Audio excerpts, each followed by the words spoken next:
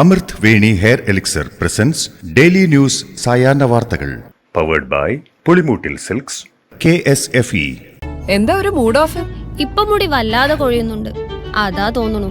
ഈസ്ട്രജന്റെയും vitamin ഡിയുടെയും കുറവാണ് മിക്ക സ്ത്രീകളുടെയും മുടി കൊഴിച്ചിലിന്റെ പ്രധാന കാരണം. അമൃത് Veni hair elixir for women സ്ത്രീകളുടെ മുടിയുടെ വളർച്ചയ്ക്കും ശക്തിക്കും അത്യാവശ്യമായ herbal ഈസ്ട്രജനാലും vitamin ഡിയാലും സമ്പുഷ്ടമാക്കിയതാണ് Amrit Veni hair elixir for women.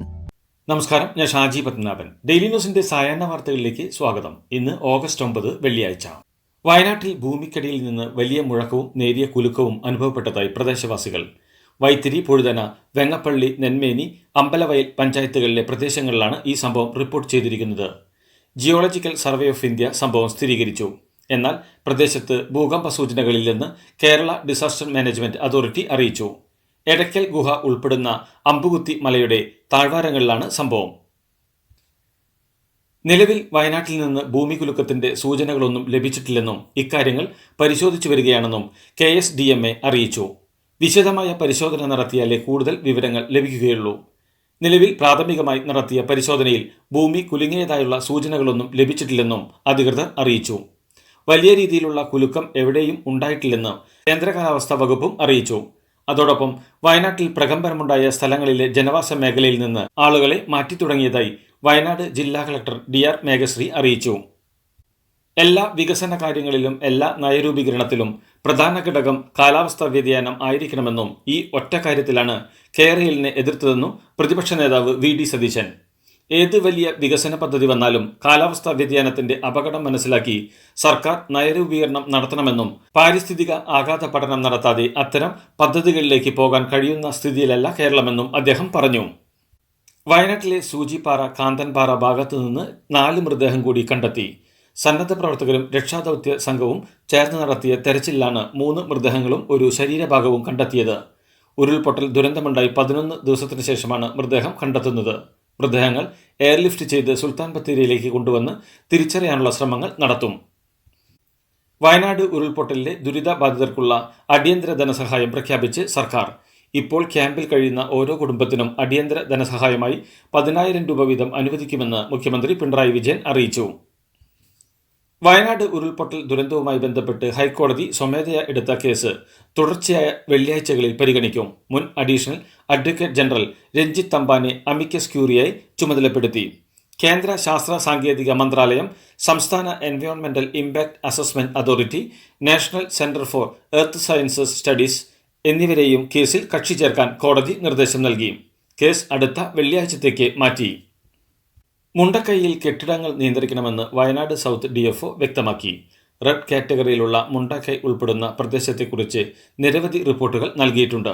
സുരക്ഷ ഇല്ലാത്തതിനാൽ കെട്ടിടങ്ങൾ ഈ മേഖലയിൽ നിയന്ത്രിക്കണം. NOC ഇല്ലാതെ പ്രവർത്തിക്കുന്ന റിസോർട്ടുകളും മറ്റും അടിയന്തരമായി നിർത്തലാക്കണം. പുഞ്ചിരിമട്ടം ഭാഗത്തെ വനമേഖലയോട് ചേർന്നുള്ള സ്ഥലങ്ങൾ ആവശ്യമെങ്കിൽ വനംവകുപ്പ് ഏറ്റെടുക്കുമെന്നും അദ്ദേഹം പറഞ്ഞു. വയനാട്ടിലെ പുനരധിവാസ പദ്ധതി ഫലപ്രദവും സുതാര്യവുമായി നടപ്പാക്കുന്നതിനായി പ്രതിപക്ഷത്തെയും വിദഗ്ധരെയും ഉൾപ്പെടുത്തി സർക്കാർ സമിതി രൂപീകരിക്കണമെന്ന് KPCC പ്രസിഡന്റ് K. സുധാകരൻ ആവശ്യപ്പെട്ടു. ഭൂമിയും വീടും നഷ്ടപ്പെട്ടവർ, വിദ്യാർത്ഥികൾ, വയോധികർ എന്നിവരെയെല്ലാം മുന്നിൽ കണ്ടുള്ള പുനരധിവാസത്തിന് മാതൃകാപരമായ രൂപരേഖ തയ്യാറാക്കണം.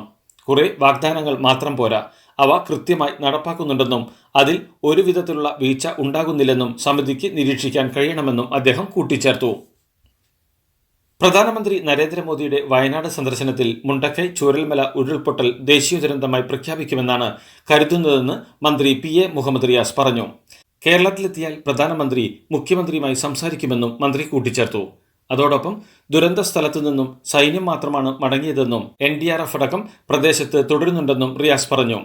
കൂടാതെ ദുരന്ത സമയത്ത് പ്രതിപക്ഷത്തിന്റെ ഭാഗത്തു നിന്നും മികച്ച സഹകരണം ലഭിച്ചുവെന്നും എല്ലാവരും ഒത്തൊരുമിച്ച് പ്രവർത്തിച്ചുവെന്നും മന്ത്രി കൂട്ടിച്ചേർത്തു.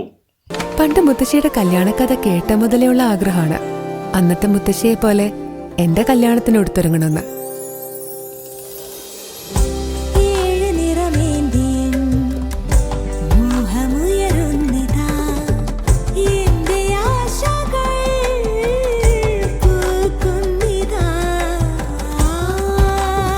ചില ബന്ധങ്ങൾ തുടർന്നുകൊണ്ടേയിരിക്കും. Celebrating 100 years of Pulimoottil silks. Waqf board നിയമ ഭേദഗതി ബില്ല് ജനാധിപത്യ വിരുദ്ധമാണെന്ന് കോൺഗ്രസ് പ്രവർത്തക സമിതി അംഗം രമേശ് ചെന്നിത്തല. മുസ്ലിം ജനവിഭാഗങ്ങളുടെ താൽപ്പര്യങ്ങളാണ് വഖഫ് ബോർഡുമായി ബന്ധപ്പെട്ടുള്ളത്. അതിൽ മാറ്റം വരുത്തുന്നതിന് മുമ്പായി രാഷ്ട്രീയ പാർട്ടികളുമായും ന്യൂനപക്ഷ സംഘടനകളുമായും സംസാരിക്കണമായിരുന്നുവെന്നും എന്നാൽ അതുണ്ടായില്ലെന്നും അദ്ദേഹം കൂട്ടിച്ചേർത്തു. സംഘടനാ തെരഞ്ഞെടുപ്പിനായി വോട്ടർ പട്ടിക തയ്യാറാക്കാൻ SNDP യോഗത്തിന് ഹൈക്കോടതി നിർദ്ദേശം നൽകി. എല്ലാ ശാഖായോഗങ്ങളിൽ നിന്നും അംഗത്വ ലിസ്റ്റ് സ്വീകരിച്ച് പട്ടിക തയ്യാറാക്കാനാണ് ജസ്റ്റിസ് TR രവിയുടെ ഉത്തരവ്. SNDPയുടെ ദൈനംദിന ഭരണത്തിന് അഡ്മിനിസ്ട്രേറ്ററെയോ റിസീവറെയോ നിയമിക്കണമെന്നും യോഗത്തിന്റെ വിദ്യാഭ്യാസ സ്ഥാപനങ്ങളിൽ ജനറൽ സെക്രട്ടറി വെള്ളാപ്പള്ളി നടേശൻ നേരിട്ട് നിയമനങ്ങൾ നടത്തുന്നത് തടയണമെന്നും ആവശ്യപ്പെട്ട് professor MK Sanu, advocate MK Saseendran തുടങ്ങിയവർ സമർപ്പിച്ച ഹർജിയിലാണ് നിർദ്ദേശം. യൂട്യൂബിലും ഫേസ്ബുക്കിലും റിയാക്ഷൻ വീഡിയോകൾ ചെയ്യുന്ന തിരുവല്ല മഞ്ഞാടി സ്വദേശി അജു അലക്സ് പോലീസ് കസ്റ്റഡിയിൽ. വയനാട്ടിൽ ദുരിതാശ്വാസ പ്രവർത്തനങ്ങളിൽ ഏർപ്പെട്ട നടൻ മോഹൻലാലിന് എതിരെ നടത്തിയ അധിക്ഷേപ പരാമർശങ്ങളെ തുടർന്നാണ് നടപടി. താരസംഘടനയായ അമ്മയുടെ ജനറൽ സെക്രട്ടറി സിദ്ദിഖിന്റെ പരാതിയിൽ അജുവിനെതിരെ നേരത്തെ കേസെടുത്തിരുന്നു. അമീബ ബാധയുള്ള കുളത്തിലെ ജലം മൂക്കിലൂടെ ശ്വസിച്ചവർക്കിടയിലാണ് അമീബിക് മസ്തിഷ്കജ്വരം പടർന്നതെന്ന് ആരോഗ്യവകുപ്പിന്റെ കണ്ടെത്തൽ. ലഹരി പദാർത്ഥവും മറ്റും വെള്ളത്തിൽ കലർത്തി മൂക്കിലൂടെ ശ്വസിക്കുന്ന ശീലമുള്ളവരെ നിരീക്ഷിച്ചാണ് ഈ നിലപാടിലെത്തിയത്.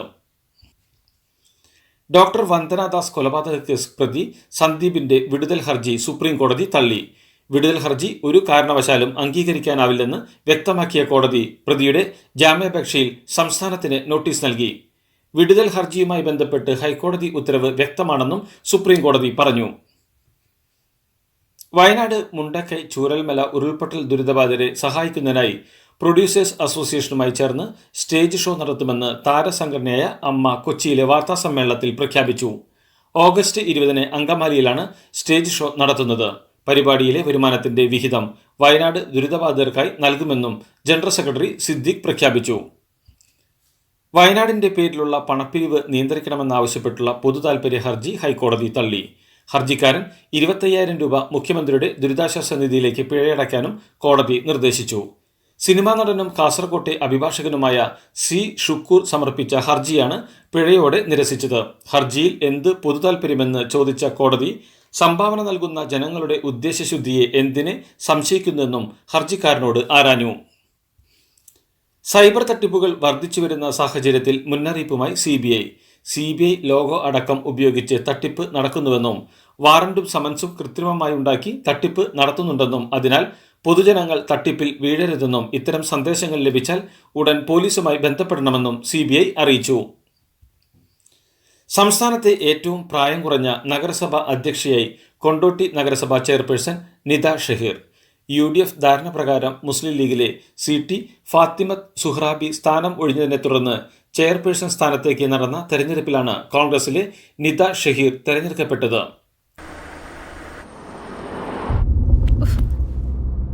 ഇതിലും നല്ലത് ബസ്സിൽ പോകുന്നതായിരുന്നു. ഇന്നോവ ക്രിസ്റ്റ വരും. അതെ, 17 പേർക്കാണ് ഇന്നോവ ക്രിസ്റ്റ കിട്ടാൻ പോകുന്നത്. മെഗാ സമ്മാനമാണെങ്കിലോ പുതുപുത്തൻ ബെൻസ് കാറും. പിന്നെ ആദ്യ സീരീസിൽ 170 പേർക്ക് ഐഫോണും. ഇത്തവണ സമ്മാനങ്ങളുടെ നക്ഷത്രത്തിലക്കവുമായി KSFE ഗാലക്സി ചിട്ടികൾ. മുല്ലപ്പെരിയാർ അണക്കെട്ടിൽ തമിഴ്നാട് പൊതുമരാമത്ത് സംഘം പരിശോധന നടത്തി. മധുര റീജിയണൽ ചീഫ് എഞ്ചിനീയർ S. രമേശിന്റെ നേതൃത്വത്തിലായിരുന്നു സന്ദർശനം. കേരളത്തിൽ മഴ ശക്തി പ്രാപിക്കാനുള്ള സാധ്യത കണക്കിലെടുത്താണ് തമിഴ്നാടിന്റെ നടപടി. അണക്കെട്ടിൽ ജലനിരപ്പ് ക്രമാതീതമായി ഉയർന്നാൽ സ്വീകരിക്കേണ്ട മുൻകരുതൽ നടപടികൾ സംബന്ധിച്ച് തമിഴ്നാട്ടിലെ ജലവകുപ്പ് ഉദ്യോഗസ്ഥർക്ക് നിർദ്ദേശം നൽകുന്നതിനായിരുന്നു ഉദ്യോഗസ്ഥരുടെ സന്ദർശനം. പലസ്തീൻ ഐക്യദാർഢ്യം പരിപാടിയിൽ പങ്കെടുത്ത CPI നേതാവ് ആനി രാജയെ പോലീസ് കസ്റ്റഡിയിലെടുത്തു. കിറ്റ് ഇന്ത്യ ദിനത്തോട് അനുബന്ധിച്ചായിരുന്നു പലസ്തീൻ ഐക്യദാർഢ്യ പരിപാടി നടത്തിയത്. ഖാൻ മാർക്കറ്റ് പരിസരത്ത് വെച്ചാണ് ആനി രാജയെ ദില്ലി പോലീസ് കസ്റ്റഡിയിലെടുത്തത്. മുൻ ദില്ലി ഉപമുഖ്യമന്ത്രി മനീഷ് സിസോദിയയ്ക്ക് ജാമ്യം അനുവദിച്ച് സുപ്രീം കോടതി. ജാമ്യത്തുകയായി 2 ലക്ഷം രൂപ കെട്ടിവെക്കണമെന്നും പാസ്പോർട്ട് സമർപ്പിക്കണമെന്നും കോടതി നിർദ്ദേശിച്ചു. 1.5 വർഷത്തിന് ശേഷമാണ് മനീഷ് സിസോദിയയ്ക്ക് ജാമ്യം ലഭിക്കുന്നത്. വിചാരണ തുടങ്ങാത്തതിന്റെ പേരിൽ ദീർഘകാലം ഒരാളെ ജയിലിലിടാനാകില്ലെന്നും അത് മൗലിക അവകാശത്തിന്റെ ലംഘനമാണെന്നും കോടതി നിരീക്ഷിച്ചു. ഭരണകാര്യങ്ങളിൽ ഇടപെടാൻ അനുവദിക്കരുതെന്ന EDയുടെ ആവശ്യവും കോടതി അംഗീകരിച്ചില്ല. ഇസ്ലാമിക് സ്റ്റേറ്റ് ഭീകരൻ ഡൽഹിയിൽ അറസ്റ്റിൽ. പൂനെ IS ഘടകത്തിലെ റിസ്വാൻ അബ്ദുൽ ഹാജി അലിയാണ് ഡൽഹി പോലീസ് സ്പെഷ്യൽ സെല്ലിന്റെ പിടിയിലായത്. ഇയാളിൽ നിന്ന് ആയുധങ്ങളും കണ്ടെടുത്തു. ദേശീയ അന്വേഷണ ഏജൻസി അലിക്കായി അറസ്റ്റ് വാറണ്ട് പുറപ്പെടുവിച്ചിരുന്നു. ഷെയ്ഖ് ഹസീനയെ സംരക്ഷിക്കുന്നതിൽ ഇന്ത്യക്കെതിരെ ബംഗ്ലാദേശ് നാഷണലിസ്റ്റ് പാർട്ടി. ഹസീനയുടെ അവാമി ലീഗ് പാർട്ടിയുടെ പ്രധാന എതിരാളികളാണ് ബംഗ്ലാദേശ് നാഷണലിസ്റ്റ് പാർട്ടി. ശത്രുവിനെ സഹായിക്കുന്ന നിലപാട് ഇന്ത്യ സ്വീകരിച്ചാൽ പരസ്പര സഹകരണം പ്രയാസമായിരിക്കുമെന്ന് BNPയുടെ മുതിർന്ന നേതാവ് വ്യക്തമാക്കി. ബംഗ്ലാദേശിൽ തെരഞ്ഞെടുപ്പ് പ്രഖ്യാപിച്ചാൽ മുൻ പ്രധാനമന്ത്രി ഷെയ്ഖ് ഹസീന രാജ്യത്ത് തിരികെ എത്തുമെന്ന് മകൻ സജീബ് വസീദ്. നിലവിൽ ഇന്ത്യയിലാണ് ഷെയ്ഖ് ഹസീനയുള്ളത്. എത്ര ദിവസം ഇന്ത്യയിൽ തുടരുമെന്ന് ഹസീനയുമായി അടുത്ത വൃത്തങ്ങളോ കേന്ദ്ര സർക്കാരോ വ്യക്തമാക്കിയിട്ടില്ല. നിലവിൽ ദില്ലിയിലുള്ള ഹസീന UK-യിൽ അഭയം തേടാൻ ശ്രമിക്കുന്നതായി റിപ്പോർട്ടുകളുണ്ടായിരുന്നു. എന്നാൽ ബ്രിട്ടീഷ് ആഭ്യന്തര വകുപ്പ് ഇതുവരെ ഇതിൽ പ്രതികരിച്ചിട്ടില്ല. ഇന്ത്യൻ ഹോക്കി ടീമിൽ നിന്ന് വിരമിക്കൽ പ്രഖ്യാപിച്ച ഗോൾ കീപ്പർ പിയ ശ്രീജേഷ് പരിശീലകനായേക്കും. പരിശീലകനാവാനുള്ള ആഗ്രഹം നേരത്തെ ശ്രീജേഷ് വ്യക്തമാക്കിയിരുന്നു. ശ്രീജേഷിനെ ഇന്ത്യൻ ജൂനിയർ ടീമിന്റെ മുഖ്യ പരിശീലകനാക്കിയേക്കുമെന്നും പദവി ഏറ്റെടുക്കണമെന്ന് ഹോക്കി ഇന്ത്യ ശ്രീജേഷിനോട് ആവശ്യപ്പെടുമെന്നും റിപ്പോർട്ടുകളുണ്ട്. ഇതോടുകൂടി ഡെയിലി ന്യൂസിന്റെ ഇന്നത്തെ സായാഹ്ന വാർത്തകൾ സമാപിക്കുന്നു. ഡെയിലി ന്യൂസിന് വേണ്ടി വാർത്തകൾ വായിച്ചത് ഷാജി പത്മനാഭ്. ഡെയിലി ന്യൂസ് ലൈവ്.in വാർത്തകൾ വിരൽ തുമ്പിൽ.